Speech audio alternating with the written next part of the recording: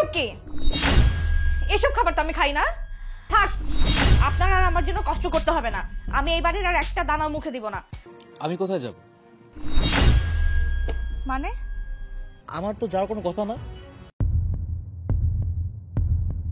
ইয়ে তন্নিকে ডাকতে না। তন্নি, তন্নি খেতে আসো। এসো বোন, এসো, বসো। আজকে আমরা সবাই একসঙ্গে খাবো। অবশ্যই তোমাদের মতো ওইরকম পরিবেশ এখানে পাবা না, কিন্তু রান্নাটা তোমার ভাবি চমৎকার করে। তুমি খেয়ে দেখো, খুব সুন্দর রান্না করে। এসব কি? এসব খাবার তো আমি খাই না। আর এটা কোনো বসার জায়গা হইল? আমি খাবো না। তন্নি,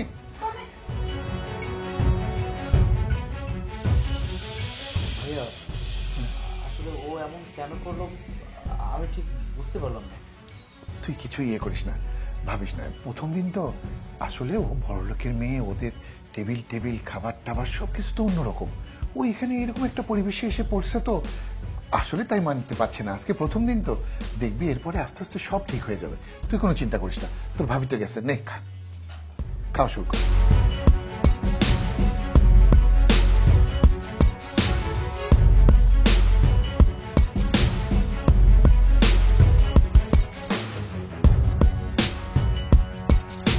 কি ব্যাপার বোন, তুমি খাবার রেখে চলে আসলা কেন? দেখুন, আমি এই সমস্ত খাবার খেতে পারি না। তুমি যে এইভাবে চলে আসছো, তোমার ভাষণ শুনলে রাগ করবে। দেখুন, আপনি কি বুঝতেছেন না? আমি এরকম পরিবেশে বড় হই নাই। আমি এসব খাবার খেতে পারি না। ওটা কোনো খাওয়ার জায়গা হইলো? ওটা কোনো খাবার হইলো? আর এটা কি? এটা কি কোনো থাকার জায়গা? এটা কোনো বিছানা? এই বিছানা আমি থাকবো কিভাবে? আচ্ছা আচ্ছা, আমি তোমাকে নতুন করে আবার খাবার তৈরি করে দিচ্ছি। থাক, আপনার আর আমার জন্য কষ্ট করতে হবে না। আমি এই বাড়ির আর একটা দানাও মুখে দিব না। আমি কাল সকালেই চলে যাব। শোনো বোন, আমরা তো মধ্যবিত্ত ফ্যামিলি, এটাকে একটু মানায় নাও, দেখবে সব ঠিক হয়ে যাবে।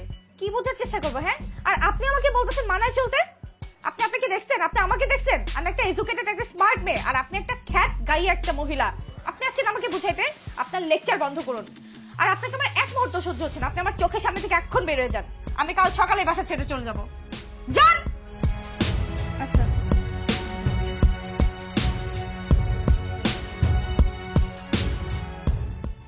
ইম্পসিবল। এখানে কেমনে থাকবো আমি? আজকে আশিক আসুক, ওকে সবকিছু বলবো। কালকে আমি এখানে চলে যাবো।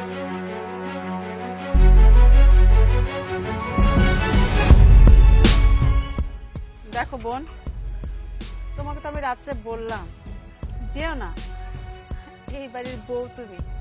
তুমি যদি চলে যাও, এলাকার মানুষ আমাদের কি বলবে বলো? ভাবি, তুমি কাল রাতে ওকে যা বলেছো ও সবই আমাকে বলেছে। আমি ওকে অনেকবার বুঝিয়েছি, কিন্তু ও থাকতে চাচ্ছে না, ওইখান থেকে চলে যাবে।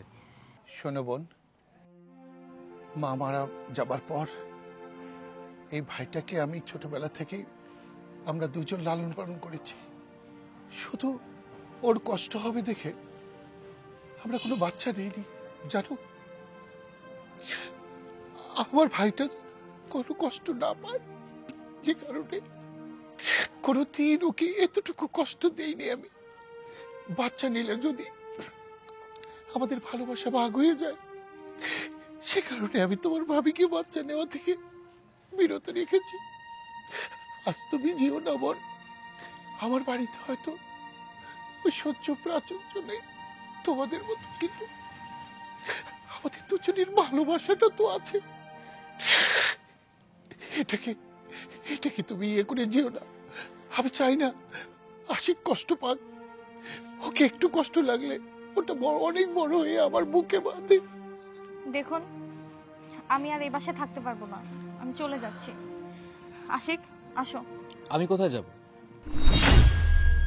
মানে? আমার তো যাওয়ার কোনো কথা না। তুমি চলে যেতে চাচ্ছ, তুমি চলে যাও। আমি আমার ভাইকে ছেড়ে কোথাও যাব না। আরে, যে ভাই আমার মুখের দিকে তাকিয়ে একটা সন্তান অবধি নেয়নি, আমি যখন যা চেয়েছি তখন সব ইচ্ছে পূরণ করেছে, আমার কোনো ইচ্ছে অপূর্ণ রাখিনি।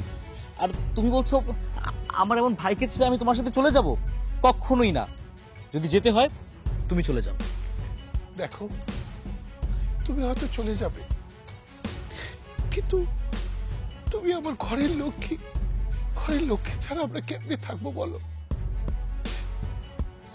আমি চাই না তোমরা আলাদা হও, তোমরা দুজন একসঙ্গে থাকো, এটাই আমি চাই। আমি তোমাকে কথা দিচ্ছি, তোমার যা যা দরকার আমি সব ব্যবস্থা করব, তবু তুমি যেও না। আমি তোমার কাছে হাত জোর করছি, প্লিজ তুমি যেও না, প্লিজ তুমি যেও না। দেখুন, আপনি আমার বাবার মতো আর আপনি আমার মায়ের মতো। প্লিজ আপনারা এইভাবে হাত জোর করে আমার সামনে কান্নাকাটি করবেন না প্লিজ। আর আমার অনেক বড় ভুল হয়ে গেছে, আমি তো এসব কথা এতদিন জানতাম না, ও আমাকে কখনোই বলেনি। আপনারা কিভাবে এত ত্যাগ স্বীকার করেছেন ওর জন্য? আমি তো মানুষ, আর মানুষ মাত্রই তো ভুল। ছোট বোনের মতো আমাকে মাফ করে দিন প্লিজ। প্লিজ আপনারা এরকম করবেন না, আপনি আমার বাবার মতো আর আপনি আমার মায়ের মতো। না না না না বোন, তোমাকে ক্ষমা চেতে হবে না।